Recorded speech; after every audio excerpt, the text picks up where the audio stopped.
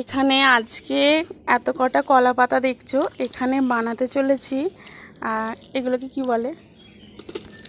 কলা পাতায় সেভ করা হচ্ছে। দেখো কলা পাতার থালা, মানে এই এতে করে তো আগেকার দিনে সব বিয়ে বাড়িতেও দেখেছো কলা পাতার থালায় সবাই ভাত খেত, কিন্তু এখন আবার নতুন করে তো হচ্ছে, হয় না কেন?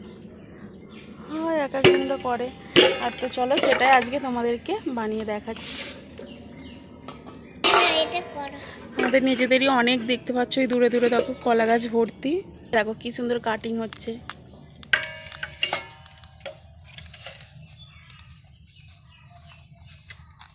ভাত খাবি তো আজকে রোডে এই থালায়?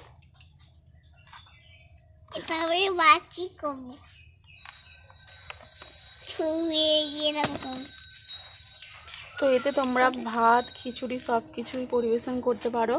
আর আর এগুলো তোমরা এরকম একটা থালার উপরেই বসিয়ে নিয়ে খেতে পারো। এই যে একটা বানানো হলো, দেখো আর একটা কাট করা হচ্ছে।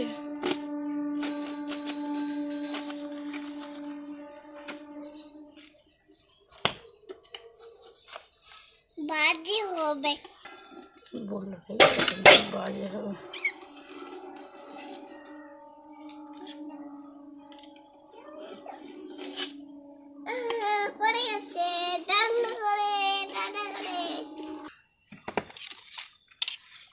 এই দেখো কি সুন্দর হয়ে গেল না?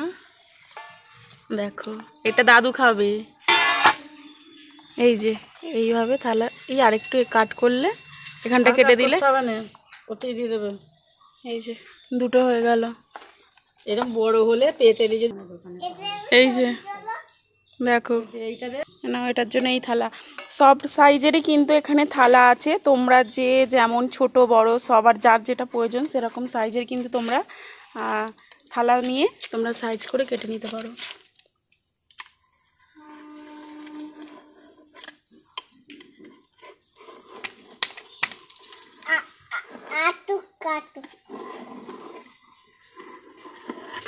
না পাতা নিয়ে নে, পাতাগুলো সাইড করে দে। দেখ কি সুন্দর তোর থালা তৈরি হয়ে গেছে।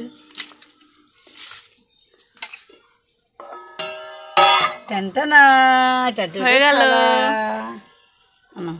এইটা এতে ভালো হবে, খুব সুন্দর। দেখো আর একটা করতে হবে। তো একের পর এক এইভাবে পাতা কেটে বানিয়ে নেওয়া হচ্ছে। তোমরাও এরকম কলা পাতা কিন্তু বৃষ্টির দিনে কেটে এরকম করে কেটে খিচুড়ি পরিবেশন করতে পারো, তাতে ছোট বড় সকলেই খুশি হবে। মজা একটা আনন্দ লাগে।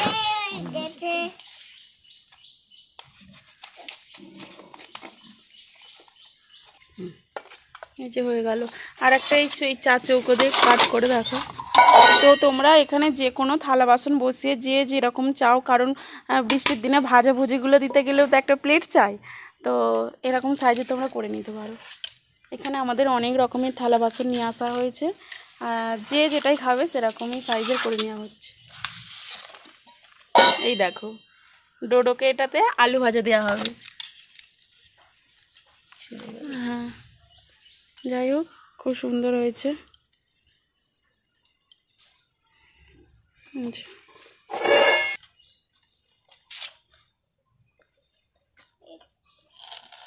এইভাবে যদি বাড়িতে কোনো আত্মীয় আসে এইভাবে কিন্তু পরিবেশন করলে তারাও কিন্তু খুব খুশি হবে। তোমরা এইভাবে কিন্তু কাটিং করো কলা পাতাকে।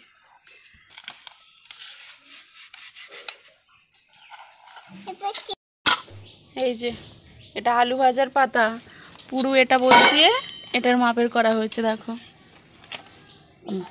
এই যে কত সুন্দর হয়েছে। দেখো আর নেই, আর করতে হবে না, ওই চট হয়ে গেছে। এই দেখো দেখেছো? চলো ভালো লাগলে কমেন্ট করে জানিও কেমন লাগলো।